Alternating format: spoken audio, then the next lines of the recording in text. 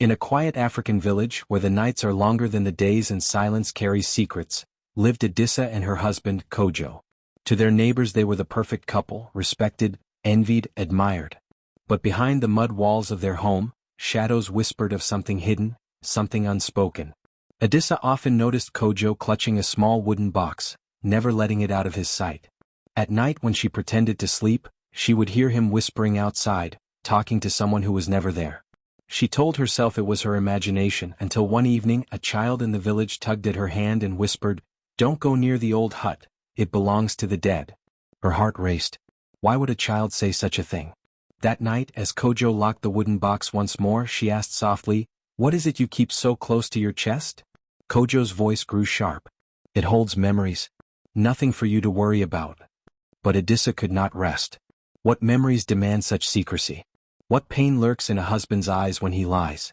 Tell me, if you were Adissa, would you open that box? Comment yes or no below. Days passed and the whispers in the night grew louder. One moonless evening, Adissa followed Kojo as he slipped out of the house. She hid behind trees, the crickets masking her footsteps, until she saw him enter an abandoned hut at the edge of the village. She peered through a crack in the wall, and what she saw turned her blood cold. Dozens of old photographs pinned to the walls, all of the same woman. A woman she had never seen before. Or had she? The lantern inside flickered. Kojo knelt before the photos as if in prayer. Adissa covered her mouth, her chest tightening. Who was she? Why was her husband worshipping her image? And why did the woman's eyes in the photos seem to follow her even from the shadows? Would you keep watching if you discovered your partner's secret shrine? Smash the like button if your answer is yes. That night Adissa confronted him. "Kojo, who is she?" Her voice trembled but her eyes were steady. Kojo's jaw tightened. "She was my first wife. She died many years ago." Adissa staggered back. "First wife? Dead. But why hide her like this? Why keep her alive in photographs, in whispers, in candlelight?" Adissa pressed harder.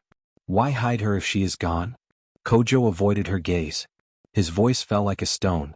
"Because she never left." Her breath caught. Never left? What did he mean? She searched his face for truth but found only fear.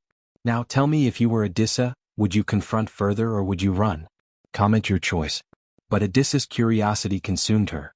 One night she followed faint footsteps that weren't Kojo's. They led her back to the hut. Inside she discovered a hidden door half buried by dust. She pushed it open, the hinges screaming. The air was thick with candle wax and the stale scent of dried flowers. In the center of the room was a table. On it lay a red-wrapped box. Her name was written across the top. Her fingers trembled. Every instinct screamed to stop, to turn back. But she reached forward. She lifted the lid. Inside were strands of hair, bracelets she had never seen, and a cloth stained with dried blood. Her stomach churned. Her hands shook. And then a voice whispered behind her ear, low, familiar, "I told you never to open it." Kojo stood in the doorway, half his face swallowed by shadow. His eyes were cold. But before Adissa could speak, another figure stepped forward. A woman. Pale, thin, with eyes burning with fury. The same woman from the photographs. Alive. Standing. Breathing. She was never dead. She was hidden. Adissa's voice cracked. "Who are you?" The woman's lips curled into a bitter smile. "I am the one he buried but could never kill." Kojo fell to his knees. His secret spilled like poison. He had faked her death to remarry, to start anew. But the first wife never left. She lived in shadows, fed by rage, waiting for the day she could return. The whispers in the night, the cold chills in the village, it was her. The ground trembled, lanterns flickered, the air filled with screams. Adissa found herself between two women, one living, one betrayed, both bound by the same man's lies. The first wife's voice shook the hut. "You took my life, Kojo. Now I will take yours." Adissa sobbed, her voice cracking. "Kojo, what have you done?" And in that final moment, the night swallowed them all. The village would never sleep in peace again. They whispered of the man who betrayed two women, one living, one buried, one who would never rest. If you made it to this point, you are a true storyteller. Subscribe now, because Adissa's story is not over. The real twist is yet to come.